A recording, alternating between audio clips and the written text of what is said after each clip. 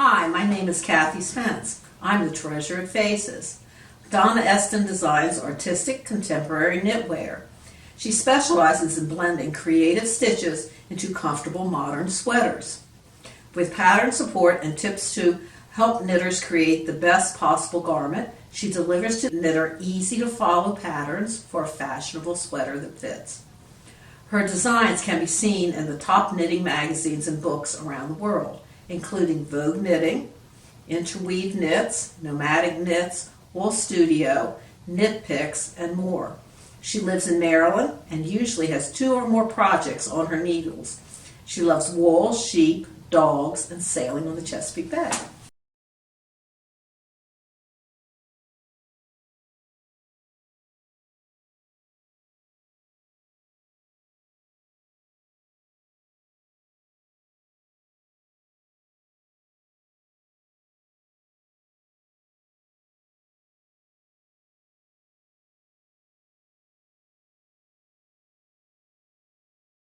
Sweater that I'm wearing is the Caicos Raglan. It's actually my newest design that has come out.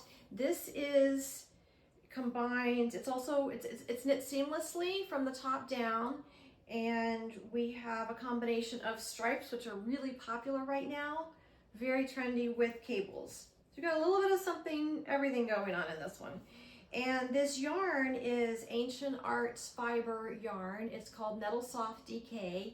And it is a lovely blend of merino and sustainable plant-based nettle. So look for this one. This one is, like I said, it's out now. It's the newest design. It has a little hemmed cuff, so the sleeve is able to run straight down to the edge, and then it's turned over and just tacked on the inside.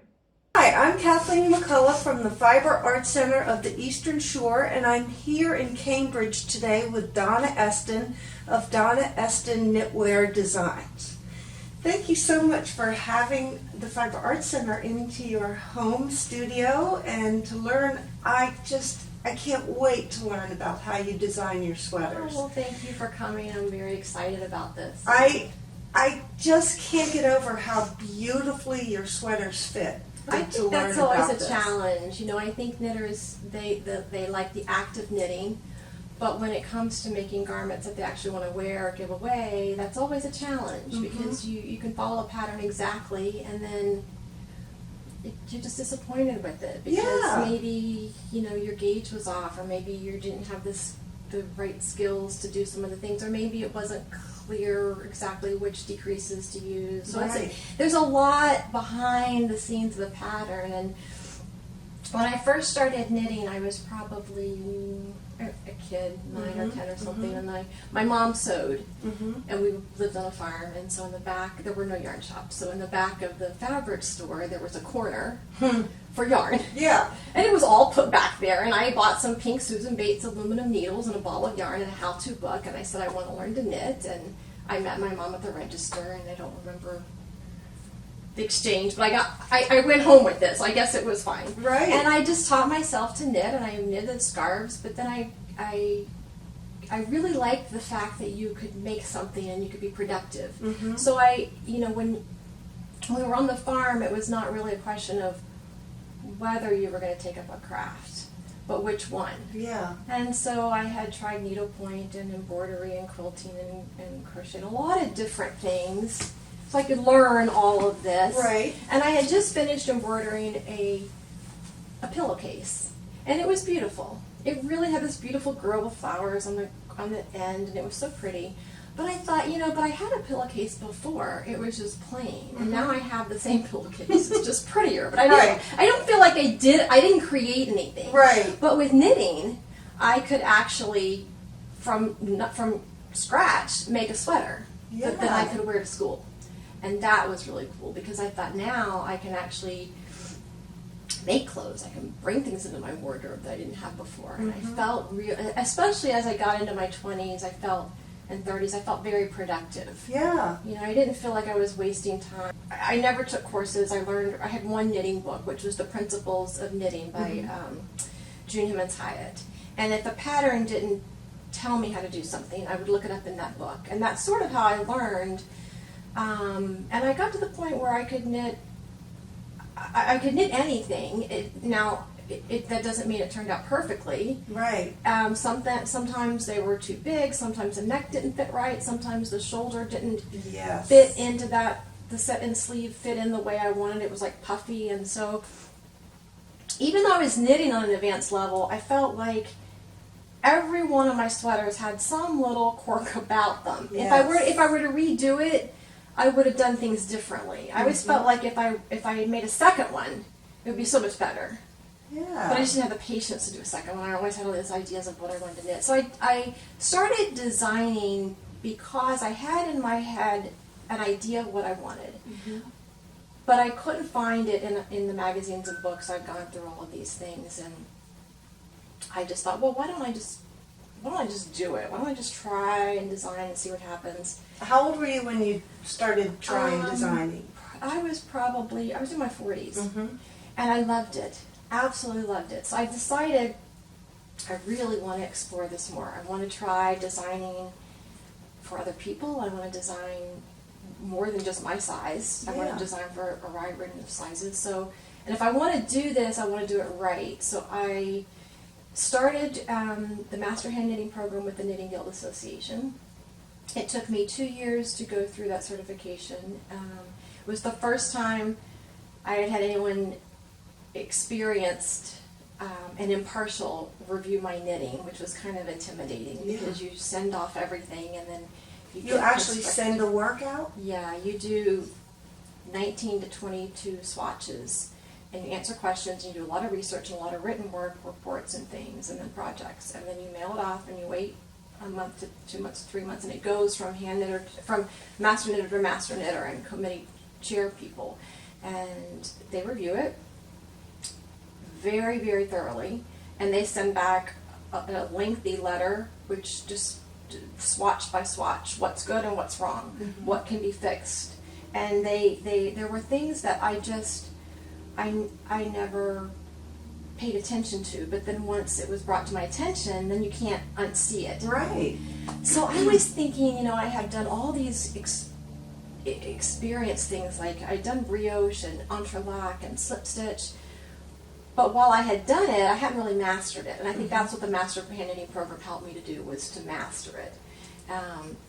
But even little things like tension. Yeah. I had a stockinette swatch rejected. I'm like, oh my gosh, how could that be? Yeah. And so they said that there was guttering on it. Well, I couldn't see it. Finally, I looked on the wrong side, and I held up to the light, and there I saw the guttering, but it was so slight, but it was there.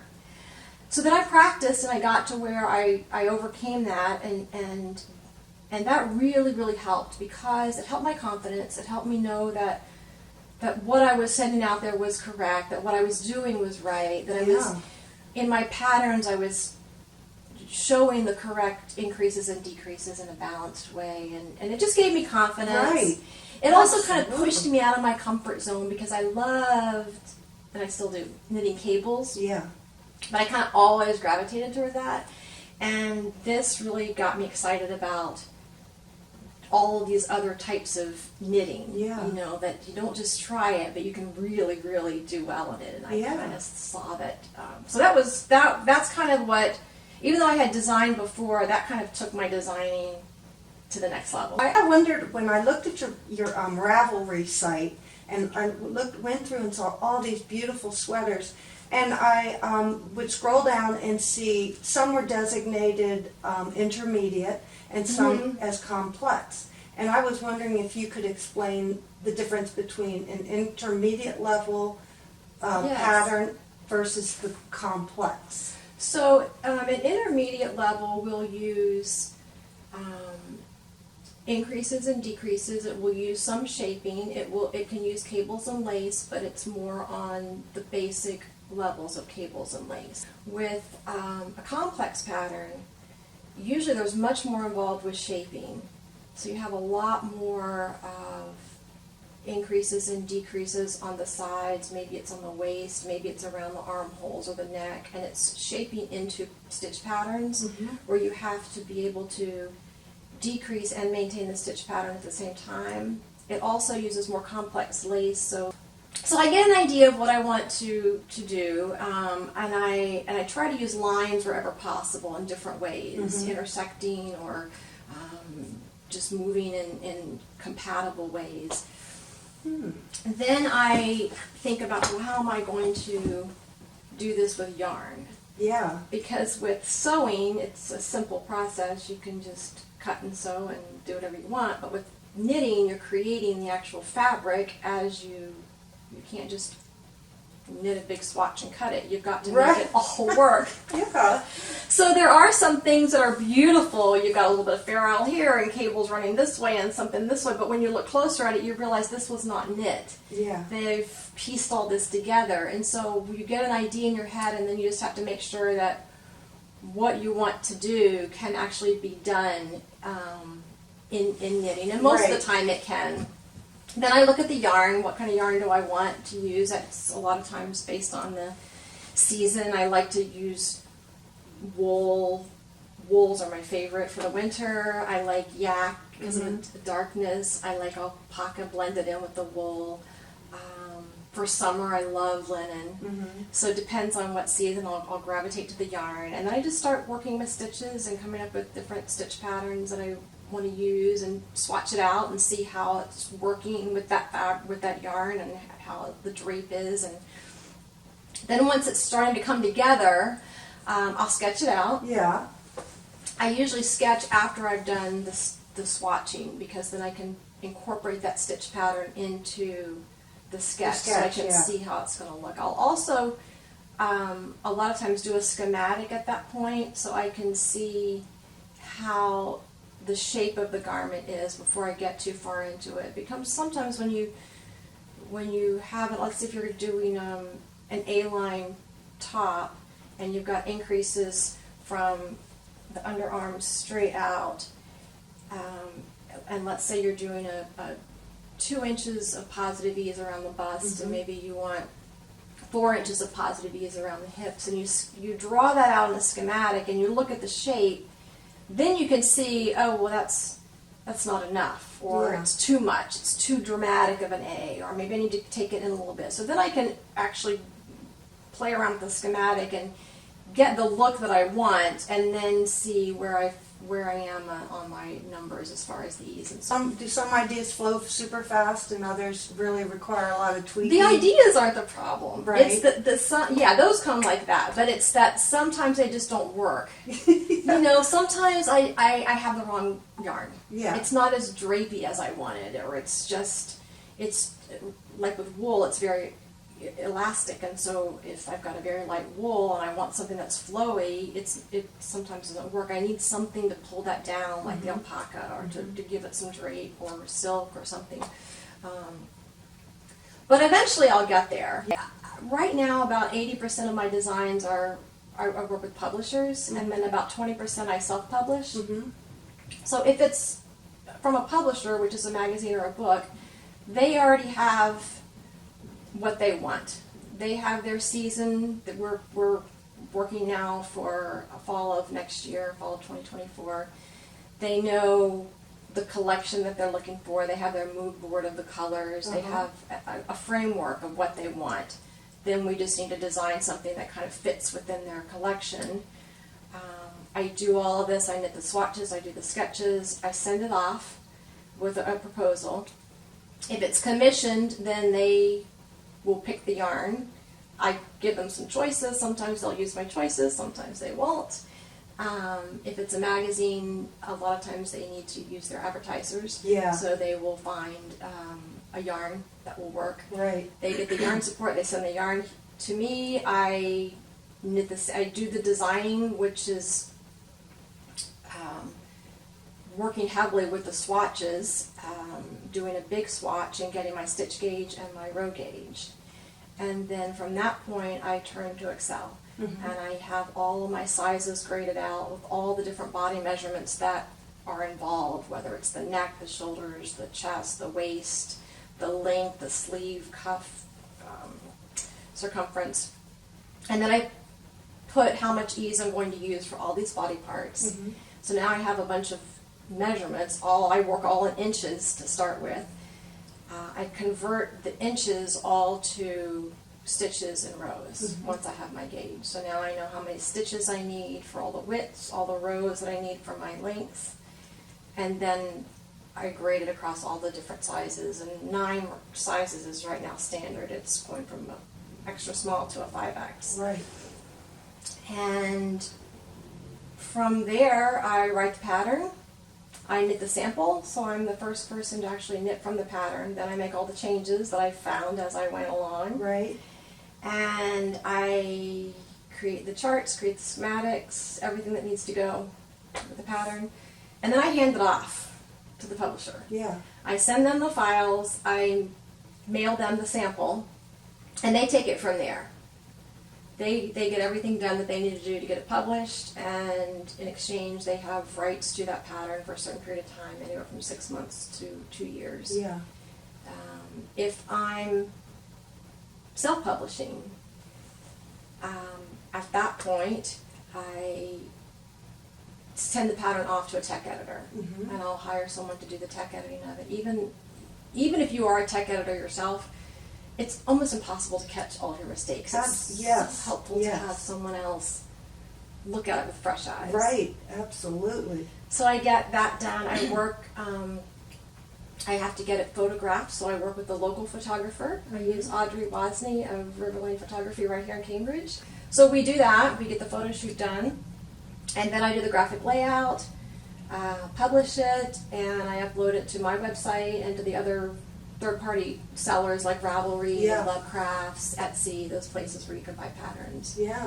Being a designer here on the Eastern Shore, even if you're not trying, you can't help but be influenced by the region. And I think that's what's nice, is to pull elements of your surroundings into your designs. And that's what I do.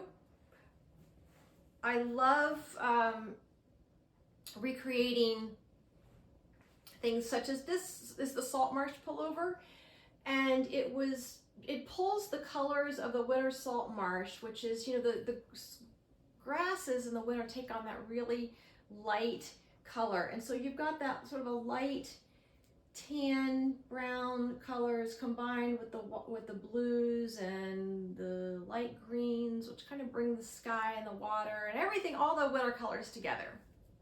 This was actually done with a variegated yarn from Inspired Fiber Works, which is a Maryland yarn dyer out of the Western Shore. I love doing local collaborations. This is the Izzy two-tone pullover, worked in Alice DK from Wonderland Yarns. And this uses a sort of a wave ripple motif at the top with the boardwalk on the bottom, and you can see the ribbing that looks like pilings with the herringbone, which resembles the boards that you would see under a dock or under a boardwalk. It also has a Channel Island cast on to give it a nice little elegant look. And I don't know if you have been to Furnace Town, which is a really interesting place. This is the Pocomoke pullover, inspired by Furnace Town. So I chose the colors for this. The bright green represents the regrowth of the new plants and so forth that you'll see in the forest. And the two colors of gray are the ash from the furnace, the light and the dark. The stitch patterns as well, this lace is a very, very old lace, and it's probably one of the oldest, very simple mesh laces that has been used for centuries in knitting. This is a very basic, old, stranded motif. So I wanted to combine, again, the old elements transforming into the new. So we have a nice, clean stockinette with a different modern construction. The sleeves are worked by picking up stitches around the armhole, and then the sleeve caps are shaped from the top down using short rows.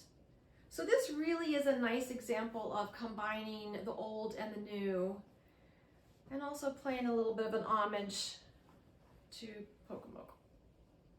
This is the chatelaine pullover. This uses a combination of small columns of lace with cables, and these use Bavarian twisted stitches to form the cables. And this is in a merino silk blend. Very, very soft. You know, I love working lace on larger needles. A lot of times when you think of lace, you think of a very fine fabric, which is lovely to do. But if you're impatient, you can knit lace like this one. This is the Irving pullover. This is done on a DK weight yarn, so a little bit larger needles, works up much faster. So you get that chance to knit the lace and wear the lace without having something that's so time consuming or challenging, because this is a very basic lace structure. And one of my newest designs is the Harbor pullover. This is a very contemporary, oversized drop shoulder sleeve construction. The upper bodice does a little bump out. The sleeves are shaped with short rows, so it allows the patterning to continue down, and then the sleeves begin. And this one is actually knit with yarn. It's a shepherd's wool yarn, which came from Cara J Studios out on Taylor's Island. And even if you just learn one new thing when you knit one of my patterns, then I feel like it's a success, because this is something that you've not only learned during this project, but it's something that now you can use as you go on in your knitting. You'll have it forever. And this sweater is a men's pullover. It's the Druid Guernsey. This one is a men's cabled, let me show you the back, cabled pullover, Gansey, cabled at the top, stuck it in at the bottom, and it has a V-neck that turns into cables that run down. And since this is written for many different sizes, in order for all the sizes to have the cables positioned right here at the V, it's worked top down. So you work from the top, you form your V, you start the cables, and then when you're done, you can work to whatever length that you want to work to. That's it.